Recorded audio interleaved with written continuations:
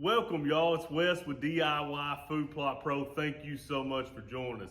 Today's episode, we're talking about something that, in my opinion, has saved more big bucks than anything else combined. As we're entering summer here, many of us are starting to put our trail cameras out. Trail cameras, in my opinion, are one of those things that are a wonderful, wonderful tool for scouting, for learning your land, for learning how the deer use your land. But so many times trail cameras are used in a way that we spook off the deer that we're trying to harvest. So on today's episode, we're going to talk about the trail camera dilemma that I was in last year and how I'm aiming to fix that and make that no longer a problem in 2025. So all of us know that these cameras are fairly expensive to run and operate. You know, we're either using AA regular batteries and they are going dead very regularly, or we're paying crazy high amounts for the lithium AA's. A lot of people are starting to run these rechargeable packs. The trouble that I was having was I would run these cameras all summer, starting in September, put new batteries in those cameras. I would put those in my rut spots. The temperatures were still mild at that point. I was having no trouble keeping that battery at 100%. October rolled around and the cool nights got here. All of a sudden, my batteries, we get that dreadful notification of low battery. Many of us have our cameras in places where we don't want to be going in and out of very often, especially these cell cameras that are on the market now. We feel like we can put those a little bit deeper, but not really ever have to go into them. But what would end up happening was my battery would start dying right as the season was beginning. And then we're kind of left with that dilemma, like, what do I do? Do I go in? Do I change the batteries? Do I just leave it and go off of past history and weather? I really want that intel, that instant intel from those cell cameras that are out there. That's the reason that they're out there, right? On today's episode, I'm going to tell you exactly what I'm doing this year as an experiment to try to see if I can get these batteries to last longer and to be able to save money in the long run. First and foremost, I am not an expert at any of this. I don't claim to be. I reached out to a lot of people that are a lot smarter than I am and picked their brains about this and figured out exactly what I believe is going to be best for this scenario for us running these trail cameras long term. The worst thing in my mind that happens with these trail cameras is we go in too often, right? Because with the old non-cell cameras, we couldn't stay out. We were constantly going in there wanting that intel. It was almost like a kid at Christmas time. We just could not stay away from those cameras. I don't know how many deer I pushed off doing that. But now with these cell cameras, we kind of have that luxury of not having to go in, but the batteries are a clear issue in these cell cameras. So let's figure out how to fix this. So when I reached out to these folks that have been running external batteries on their cell cameras, got a lot of great information from people that are real life using these that I have a lot of confidence in. So I've got my WiseEye DC2 that I just picked up last week. I've got 7 of these that are going to be going out on the farms over the next week or two. I've got a lithium iron phosphate battery. So this is a lithium battery, but it's lithium iron phosphate, LiFePO4. And you can see 12.8 volt, 20 amp per hour. So the guys that I talked to all recommended a minimum 12 volt, 15 amp an hour. And they said the more that you go on the amp per hour, the longer that camera will last without needing a recharge. And I went a little bit higher than the standard recommendation, which is 12 volt, 15 amp an hour. I went with the 12 volt, 20 amp per hour. I wanted to make sure these things would last the entire season without me ever going in there and messing with these things. These little batteries are really not all that expensive. They're about 40 bucks is what I paid for that battery. When I used to run lithiums in COVID before the prices got crazy, I would have to go through about 2 sets, maybe 3 sets per year. Well, now, the last time I checked, they're about $3 a battery. So for one of those cameras, that's $36 to fill it up. And if I go through them 2 times a year, 72 bucks. This has already saved me money.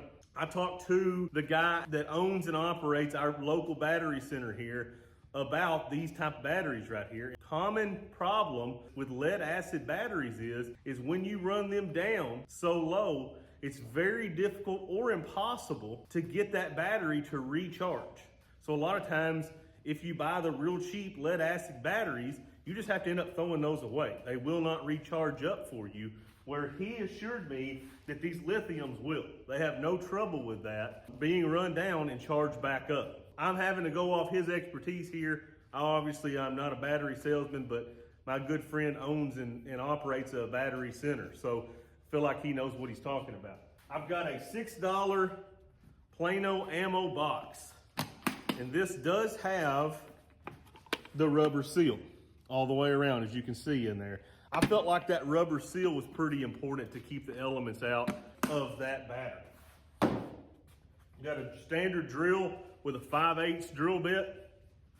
This is something that I got from Herd 360, right? This is where you're gonna hook into your battery on the inside. This comes outside of your battery. It's where your 5/8 hole is for. You drill that hole, you stick that through, tighten that back down, and then this piece hooks into your camera, right? This one hooks into your camera. This one hooks into the piece coming outside of the ammo box. With this setup, I have been assured that this will last the biggest part of the season, if not all the way through the season. Even if I put them out now in late May, it would get all the way through January or February. I'm gonna try these things right here this year and see how long these last, what kind of videos I'm getting, and see how these compare with what I've run in the past. Now, a lot of folks are gonna reach out and they're gonna say, hey, a solar panel will do just the same thing. And it will. I've got buddies who use solar panels on their cell cameras to keep those batteries recharged. The problem that I face is, there's actually two. One, most of these cameras here are going deep in the woods where very minimal sunlight is. So I feel like a solar panel, especially in the summertime, is gonna pick up very little sunlight to help maintain that camera. The most important reason that I don't run solar panels is because a lot of the farms that we have up here, deer are extremely spooky of trail cameras. This is not something that I can put a whole bunch of stuff on a fence post right out in the wide open and deer not pay any attention to it. That's not how it is in my area on some of my farms anyway. Now, I do have farms that are like that deer are not scared of trail cameras. But I 100% have farms, and multiple of them, that if I was to put a solar panel and a red flash camera up on a fence post out in the middle of a food plot, I can guarantee you, without a shadow of a doubt, that I will not get a picture, or more than one picture, of a mature buck on that camera. I might get one as he slips in, all of a sudden sees it, and I will not see him again. I've already been there and done that with many times on those farms. So I know that that is the case. That is another thing that I'd liked on these WiseEye DC2s. I've used WiseEyes for years and really, really liked the cameras. The problem that I faced with them was up until this year, they've only made red flash cameras. And those red flash cameras spook deer that are camera shy. And we don't have anything to put in front of that camera like bait, minerals, corn, anything like that. We can't put anything in front of our cameras in West Kentucky. So we are running solely on licking branches, edges of fields, trails, pinch points, rut funnels, all things like that. And I'm telling you, if you're running red flash and your deer spooked to red flash, the best thing you can do is switch to black, because I switched to black on most of my cameras 2 years ago, and it's been amazing the difference. Another thing that I forgot to mention is this cord from Herd 360. You can stretch it, and also apparently there's some sort of metal inside there on the outside of that wire that prevents rodents, mice, squirrels, whatever chews on these wires from chewing these in too. There's something in here that prevents that. To be honest, I don't know if that's a sales pitch kind of thing or if that's something that really happens. I've never had any issues with mice or squirrel chewing on wires, but at the same time, I've not had any external batteries running out there for 7 or 8 months out of the year as well. So I wanted to be sure that I didn't have to go in those rut places when I put these cameras out. So I went ahead and bought this wire from Herd 360. It is a little more pricey compared to the ones that don't have that protective coating. And like I said, to be honest, I don't know if it's any good or not. I've got my battery here and it's gonna sit just like this down in here. So I want this to be just a little bit higher than my battery. I'm gonna go on the hinge side of mine.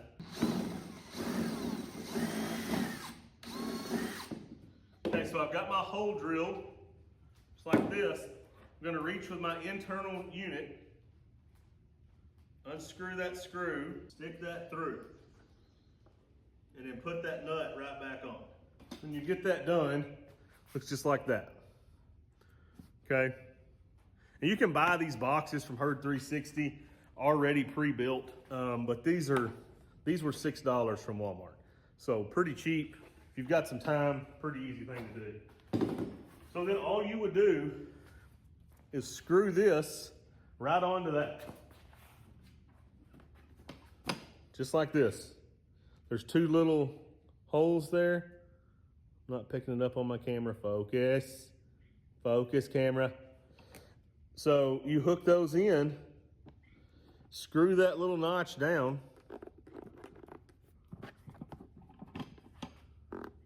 Just screw that on. Tighten that up. She is ready to go to the field. All you have to do at that point, open your battery box up and hook on your red to red and black to black. Hook it into your camera and you are completely done. The easiest, cheapest way, in my opinion, in the long term to run these cameras. They claim that these batteries last 10 years. I don't believe that for a minute.